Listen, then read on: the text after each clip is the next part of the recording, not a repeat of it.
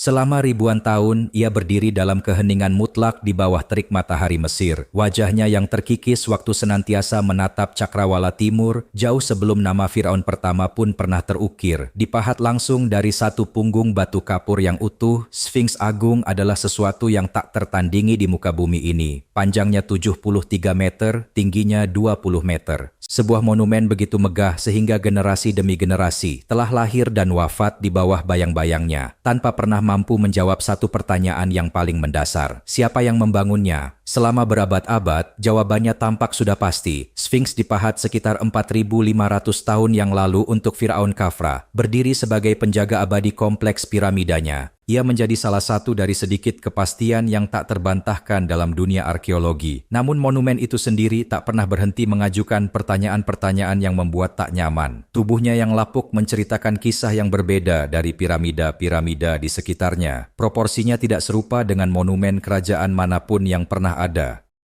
Di balik lapisan batu kapur itu tersimpan lorong-lorong yang belum terjamah, rongga-rongga tersembunyi, dan fitur geologis yang terus membingungkan para peneliti. Setiap pemindaian baru mengungkap serpihan lain dari misteri yang menolak untuk lenyap. Kini, sesuatu yang belum pernah terjadi sebelumnya telah memasuki ranah penyelidikan ini. Sebuah kecerdasan buatan diberi akses terhadap puluhan tahun data pemindaian laser, survei geologis, citra satelit, dan pengukuran arkeologis yang dikumpulkan dari Sphinx. Alih-alih mengulang penjelasan yang sudah diterima umum, sistem itu justru mengidentifikasi pola-pola yang mengarah pada sejarah yang jauh lebih tua dan jauh lebih aneh. Dan jika kesimpulan-kesimpulan itu bahkan sebagian saja benar, Sphinx Agung mungkin adalah monumen yang akan memaksa kita untuk memikirkan ulang dari mana sesungguhnya peradaban manusia bermula. Versi yang selama ini kita pelajari. Penjelasan resmi yang diterima umum begitu rapi dalam ketepatannya. Sekitar 4.500 tahun yang lalu, pada masa dinasti keempat Mesir, seorang Firaun bernama Khafra yang memerintah kurang lebih dari 2.558 hingga 2.532 sebelum Masehi, memerintahkan pembangunan piramida agung kedua di Giza. Para pekerjanya mengambil tonjolan batu kapur alami yang tersisa dari kegiatan penggalian, lalu membentuknya menjadi apa yang kini kita kenal sebagai Sphinx Agung. Wajahnya, menurut kisah ini, adalah wajah Khafra sendiri. Tubuhnya adalah singa, lambang kekuasaan kerajaan di seluruh Mesir kuno. Struktur ini berfungsi sebagai penjaga kompleks makamnya, setengah manusia setengah binatang, menatap matahari yang terbit untuk selamanya. Bukti yang diajukan bersifat kontekstual. Sphinx berada dalam kompleks arsitektur Khafra, sebuah prasasti yang didirikan oleh Thutmose IV sekitar 1401 sebelum Masehi, diletakkan di antara kedua cakar depan Sphinx. Setelah sang Firaun mengaku monumen itu menampakkan diri kepadanya dalam sebuah penglihatan, menyebutnya sebagai wujud dewa matahari. Mark Liner, pendiri lembaga riset Mesir kuno Ancient Egypt Research Associates, menghabiskan lebih dari 1 dekade melakukan penggalian di Giza dan menyimpulkan bahwa konteks geologis serta arkeologis sangat mendukung penanggalan dari masa dinasti keempat. Beberapa ribu orang dengan pahat tembaga dan palu kayu, sekitar 2.500 sebelum Masehi, perkara selesai. Namun ada satu masalah dengan kisah ini. Masalah itu telah ada sejak awal, tersimpan dalam batu, menolak untuk pergi. Masalahnya adalah air. Batu menyimpan kisah yang berbeda. Perhatikan baik-baik tubuh Sphinx dan dinding cerukan dalam yang dipahat di sekelilingnya untuk membebaskannya dari batuan dasar. Batu kapur itu tidak terkikis dengan cara yang akan diprediksi oleh ahli geologi manapun untuk sebuah struktur yang sebagian besar hidupnya dihabiskan di tengah gurun. Pelapukan di gurun meninggalkan jejak yang sangat khas. Pasir yang diterbangkan angin mengikis batu secara horizontal, menghasilkan tekstur kasar berbintik yang seragam dan terarah. Kristalisasi garam menciptakan jenis kerusakan yang berbeda, yakni permukaan rapuh berlubang-lubang, di mana kristal tumbuh di dalam pori-pori batu dan perlahan memecahnya dari dalam. Namun apa yang ditunjukkan oleh dinding cerukan Sphinx bukanlah salah satu dari keduanya. Yang terlihat adalah saluran vertikal dalam yang membulat, bergelombang, mengalir ke bawah dalam lekukan yang semakin halus dari atas ke bawah. Inilah tanda khas dari hujan deras yang terus-menerus mengalir menuruni permukaan vertikal dalam waktu yang sangat lama. Bukan banjir tunggal, bukan peristiwa sesaat, melainkan kerja sabar air hujan yang jatuh musim demi musim selama berabad-abad. Pengamatan ini pertama kali dikemukakan secara terbuka oleh sarjana Prancis René Schwaller-Deubig dalam karyanya tahun 1961 yang kemudian dikembangkan menjadi argumen geologis formal oleh peneliti John Anthony West. Argumen tersebut akhirnya memasuki arus utama ilmu pengetahuan pada tahun 1991 ketika Robert Schultz, seorang ahli geologi dari Universitas Boston, memaparkan temuannya dalam pertemuan tahunan Geological Society of America. Schultz telah memeriksa secara langsung dinding cerukan Sphinx dan membandingkan pola erosinya dengan tanda-tanda pelapukan yang sudah diketahui. Kesimpulannya, pelapukan utama disebabkan oleh curah hujan, jenis hujan lebat yang berkelanjutan yang tidak pernah turun secara berarti di dataran tinggi Giza sejak setidaknya 5.000 tahun sebelum Masehi. Mesir adalah gurun, dan sudah menjadi gurun sejak waktu yang sangat lama. Sahara Hijau, periode ketika Afrika Utara dipenuhi padang rumput, danau, dan sistem sungai, mengakhiri fase terakhirnya sekitar 3.500 tahun sebelum Masehi. Dengan hujan lebat yang sudah mulai berkurang jauh sebelum itu, hujan yang mampu mengukir lekukan dalam dan membulat ke dalam batu kapur sekeras itu tidak pernah lagi turun di dataran tersebut sejak jauh sebelum Khafra lahir. Jika Sphinx hanya berusia 4.500 tahun, tubuhnya seharusnya menyimpan bekas dari iklim yang sesungguhnya pernah ia alami. Namun tidak, ia justru membawa sidik jari dari dunia yang jauh lebih basah.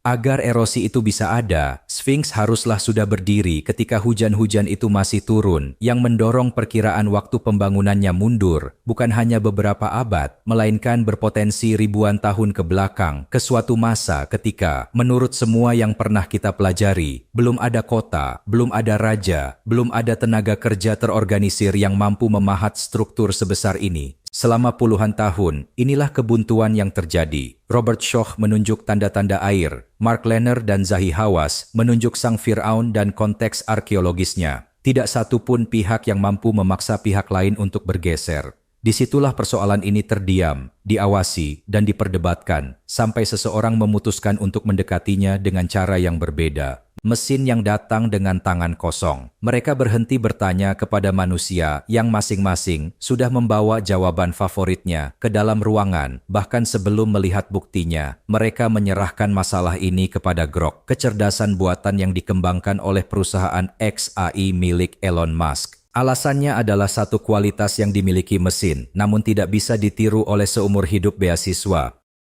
Ia tidak memiliki karier yang bergantung pada jawaban. Tidak ada hibah yang harus dilindungi, tidak ada puluhan tahun karya yang diterbitkan, yang perlu direvisi diam-diam, jika ternyata batu itu mendahului narasi yang ada. Ia tiba di hadapan data tanpa membawa apa-apa, maka mereka memberikan segalanya kepadanya. Setiap survei erosi yang pernah dilakukan di sekitar cekungan Sphinx, hasil pemindaian laser pada tubuh monumen dan dinding panitianya, rekonstruksi iklim kawasan Timur Sahara yang mencakup kurun waktu 40.000 tahun ke belakang. Semuanya menggabungkan data paleoklimat dari inti sedimen Sungai Nil dan analisis serbuk sari dari dasar Danau Purba, model curah hujan, laju pelapukan batu kapur di bawah hujan berkepanjangan, pembacaan seismik dari bawah monumen, termasuk survei georadar yang dilakukan oleh Thomas Dobecki dan Robert Schul pada tahun 1992 yang mendeteksi fitur bawah permukaan yang tidak biasa dan mengisyaratkan adanya rongga di dalam batuan dasar. Mereka tidak memberitahu sistem itu teori mana yang harus dipertahankan. Mereka menyerahkan data pengukuran dan memintanya melaporkan apa yang diungkapkan oleh angka-angka tersebut. Grok menganalisis pelapukan bukan sebagai kesan, melainkan sebagai geometri. Ia mengukur kedalaman setiap alur pada dinding cekungan, kelengkungan setiap punggung yang membulat, serta jarak vertikal dari setiap undulasi yang ada. Kemudian, ia mencocokkan geometri tersebut dengan profil pelapukan yang dihasilkan oleh setiap kekuatan erosif yang mungkin pernah dialami dataran tinggi itu. Pasir yang diterbangkan angin meninggalkan satu jenis tanda. Kristalisasi garam meninggalkan tanda yang berbeda, sementara hujan berkepanjangan meninggalkan tanda ketiga. Saluran dalam yang membulat dari atas ke bawah itu lebih lembut di bagian atas tempat air memulai perjalanannya dan semakin dalam di bagian bawah tempat volume air bertambah besar. Grok membandingkan cekungan Sphinx dengan ketiga kemungkinan tersebut. Ia menghasilkan angka keyakinan untuk erosi akibat hujan sebesar 94,7%. Penjelasan angin dan pasir. Yang menjadi sandaran penjelasan resmi mendapatkan angka yang jauh lebih kecil dari itu.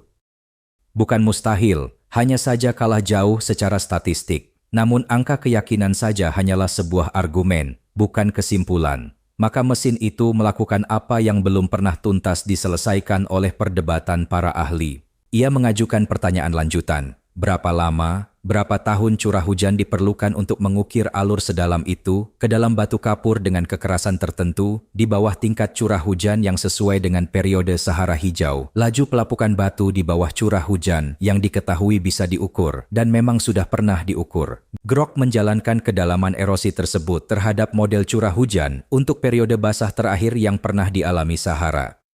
Batu itu telah berdiri dan terpapar hujan lebat selama periode yang setidaknya diukur dalam banyak abad. Dan terakhir kalinya hujan semacam itu turun di dataran tinggi Giza dengan intensitas yang cukup. Berakhir sekitar 7.000 tahun sebelum Firaun yang disebutkan dalam buku teks itu bahkan pernah dilahirkan untuk mewarisi erosi yang nyata-nyata hadir di dinding cekungan tersebut. Sphinx sudah harus berdiri terlebih dahulu ketika hujan-hujan itu masih turun. Seorang insinyur yang meninjau analisis ini mengungkapkannya dengan cara berikut. Batu itu berperilaku seperti seorang saksi. Ia tidak tahu apa yang seharusnya ia katakan. Ia mencatat dengan setia apa yang menimpanya, satu musim hujan demi satu musim hujan, dan menyimpan catatan itu dalam geometri kerusakannya sendiri. Catatan yang tersimpan di dalamnya tidak sesuai dengan kisah yang dibangun di sekelilingnya. Catatan itu cocok dengan dunia yang jauh lebih tua. Kepala yang tampak tidak pada tempatnya. Kebanyakan orang yang berdiri di hadapan Sphinx merasakan sesuatu yang samar-samar janggal tanpa bisa menamainya. Tubuhnya sangat besar dan membentang luas, dengan lambung seekor hewan besar yang sedang berbaring dan memenuhi cekungan seluas satu blok kota. Bagian depan patung itu ditopang oleh sebuah kepala yang tampak terlalu kecil, tidak seimbang, seolah-olah berasal dari karya pematung yang berbeda. Grok tidak begitu saja menerima penjelasan itu tanpa melakukan pengujian terlebih dahulu. Ia mengukur volume kepala dan volume tubuh, lalu membandingkan rasio yang secara alami akan dijaga oleh seorang pematung yang bekerja dengan visi yang terpadu. Hasilnya sangat berbeda jauh. Kepala itu bukan sekadar sedikit kecil, perbedaannya sangat mencolok. Jika sosok aslinya dipahat dengan proporsi anatomi yang benar, kepala tersebut seharusnya beberapa kali lebih besar dari yang berdiri di sana sekarang. Dan ini memunculkan sebuah pertanyaan yang sederhana, namun mengganggu, dan begitu terdengar, sulit untuk diabaikan begitu saja. Bagaimana jika kepala yang kini menempel pada Sphinx bukanlah kepala aslinya? Robert Shaw pernah mengangkat kemungkinan ini dalam karya-karya terakhirnya, dengan menyarankan bahwa wajah manusia itu mungkin dipahat pada masa kerajaan lama, menggantikan bentuk hewan yang lebih tua, dan bahwa kondisinya yang relatif lebih buruk bukan hanya disebabkan oleh erosi, melainkan juga karena kepala itu dipahat ulang dari batu yang sudah aus. Kepala itu adalah hasil renovasi. Grok menemukan dukungan atas gagasan ini dari pola pelapukan yang ada. Tubuh dan kepala patung itu tidak menunjukkan erosi yang sama. Sisi tubuh dan dinding cerukan memperlihatkan tanda khas erosi akibat hujan, berupa alur-alur vertikal yang membulat, hasil ukiran air yang mengalir selama berabad-abad basah. Kepala menunjukkan profil yang berbeda, lebih tajam, lebih kering. Permukaan ausnya mencerminkan gesekan angin dan pasir yang menerpa bentuk itu selama masa-masa panjang yang gersang. Dua iklim yang berbeda telah menyentuh dua bagian yang berbeda dari monumen yang sama. Satu-satunya cara hal itu bisa terjadi adalah jika keduanya dibentuk pada waktu yang berlainan. Tubuh itu terpapar kondisi basah, kepala tidak. Wajah itu adalah sebuah perubahan yang dilakukan pada monumen yang sudah sangat tua ketika perubahan itu terjadi. Ketika Grok memodelkan volume aslinya, bentuk yang direkonstruksi bukan berupa kepala manusia. Proporsinya justru cocok dengan kepala singa yang berskala tepat di atas tubuh singa. Seekor singa dari ujung moncong hingga ekor. Seekor hewan yang utuh dan sempurna. Bayangkan usia sang singa dan pegang gambaran itu. Seekor singa yang sempurna, karena kemudian mesin itu melakukan sesuatu yang belum pernah diselesaikan secara formal oleh peneliti manapun. Ia bertanya, kapan seekor singa akan memiliki makna yang tepat, bukan secara artistik, melainkan secara astronomis. Sphinx menghadap tepat ke arah timur. Ia menatap titik yang persis di cakrawala tempat matahari terbit pada pagi hari equinox musim semi. Keselarasan ini telah dikonfirmasi oleh berbagai perhitungan independen. Hingga ke menit busur, langit tidaklah tetap diam. Bintang-bintang berputar dalam gerakan lambat yang dikenal sebagai precessi equinox, sebuah goyangan pada sumbu rotasi bumi yang menggeser latar belakang bintang-bintang tempat matahari terbit sekitar 1 derajat setiap 72 tahun. Satu siklus precessi penuh membutuhkan sekitar 25.920 tahun untuk selesai. Setiap rasi zodiak menempati posisi terbit equinox selama kurang lebih 2160 tahun. Grok memutar langit ke belakang. Ia memundurkan cakrawala timur Giza, equinox demi equinox, dan mengamati kapan seekor singa akan muncul tepat dalam garis pandang Sphinx pada saat fajar tiba. Jawabannya adalah antara sekitar 10.500 hingga 8.000 tahun sebelum masa kini, era konstelasi Leo. Selama jendela waktu 2.500 tahun itu, rasi bintang Singa terbit bersamaan dengan matahari equinox yang rendah dan membara di ufuk timur, tepat ke arah yang selalu dituju oleh Sphinx. Graham Hancock dan Robert Boville telah mengajukan hubungan ini dalam buku mereka yang terbit tahun 1996, The Message of the Sphinx. Grok, yang bekerja dari data astronomi mentah, secara mandiri membenarkan perhitungan dasar tersebut. Seekor singa di daratan menatap singa di langit, sebuah monumen yang terkunci dalam batu pada sebuah jendela astronomi tertentu. Jendela yang telah tertutup ribuan tahun sebelum Firaun pertama lahir ke dunia. Astronom yang meninjau angka-angka itu menyatakan bahwa keselarasan ini terlalu sempurna untuk disebut kebetulan. Kemungkinan bahwa sebuah monumen yang diorientasikan secara acak akan menghadap simbolnya sendiri tepat pada masa langitnya sendiri murni, karena kebetulan adalah, katanya, praktis nol, yang berarti hanya ada 2 kemungkinan. Entah ini adalah kebetulan paling luar biasa dalam sejarah konstruksi manusia, atau seseorang yang berdiri di padang pasir itu sekitar 10.000 tahun lalu tahu persis di mana singa terbit pada pagi hari ketika tahun berganti. Mereka membangun seekor singa untuk menghadapinya dan meninggalkan singa yang menghadap itu sebagai penanda. Sebuah jam yang diselaraskan dengan kalender langit berdetak dalam batu hingga ada yang kembali membangun matematika yang cukup untuk membacanya. Jaringan yang tersembunyi di bawah kisah ini, sebuah penanda hanya berguna jika ia menunjuk pada sesuatu. Setelah mengaitkan Sphinx dengan zaman Leo, Grok mulai melihat keluar. Ia mulai memeriksa tanah di bawah monumen itu. Lalu dunia yang lebih luas, mencari apapun yang diselaraskan pada jam yang sama dan telah terlupakan. Di bawah cakar Sphinx, survei seismik tahun 1992 telah mengidentifikasi sebuah rongga berbentuk ruangan yang tidak biasa di dalam batuan dasar, berukuran sekitar 9 kali 12 meter. Grok mencocokkan posisinya dengan keselarasan equinox dan mencatat bahwa rongga itu berada hampir tepat pada garis sumbu, seolah apapun yang diperhatikan Sphinx di ufuk memiliki cerminan yang terkubur langsung di bawah tempat ia duduk. Kemudian Grok memperluas sudut pandangnya. Di seluruh dunia, struktur-struktur kuno menyelaraskan karya mereka pada peristiwa matahari yang sama.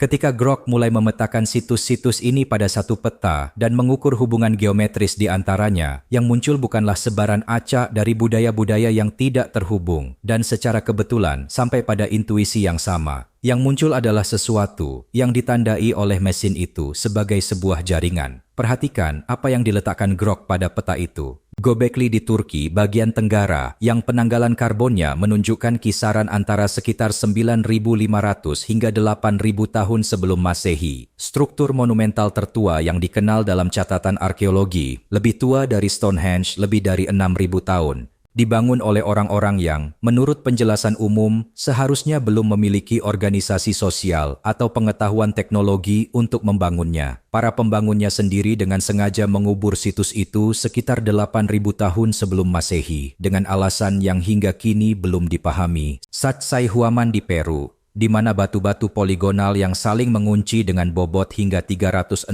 ton, disusun dengan sambungan begitu presisi, sehingga tidak memerlukan mortar, dan mata pisau pun tidak bisa disisipkan di antara mereka.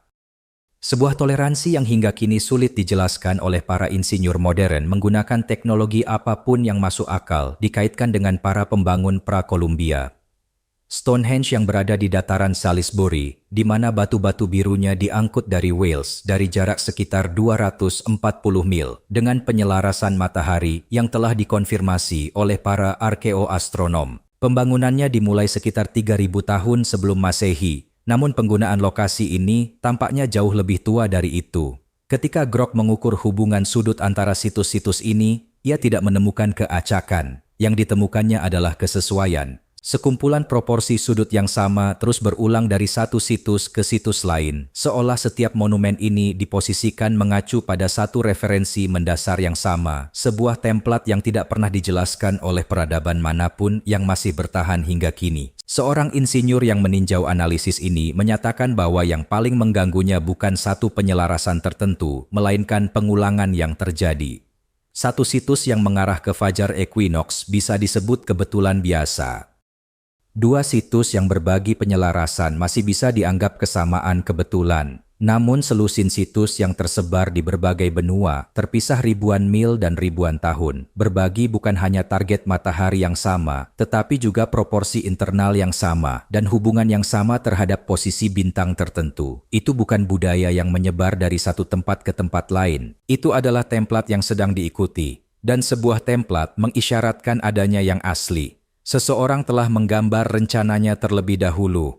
Kurva terbalik. Hal terakhir yang ditemukan Grok adalah yang paling mengejutkan. Ketika mesin itu mengurutkan semua situs dalam jaringan, berdasarkan ketelitian konstruksinya, kerataan permukaannya, kerapatan sambungannya, dan akurasi penyelarasan astronomisnya, ia berharap menemukan pola yang mendefinisikan setiap kisah kemampuan manusia, yaitu kemajuan. Awal yang kasar kemudian disempurnakan dari generasi ke generasi menjadi keahlian tinggi. Kita mulai dengan cara primitif lalu terus berkembang. Itulah cerita yang kita ceritakan tentang diri kita sendiri. Karena sepanjang sebagian besar sejarah yang tercatat, hal itu tampak benar.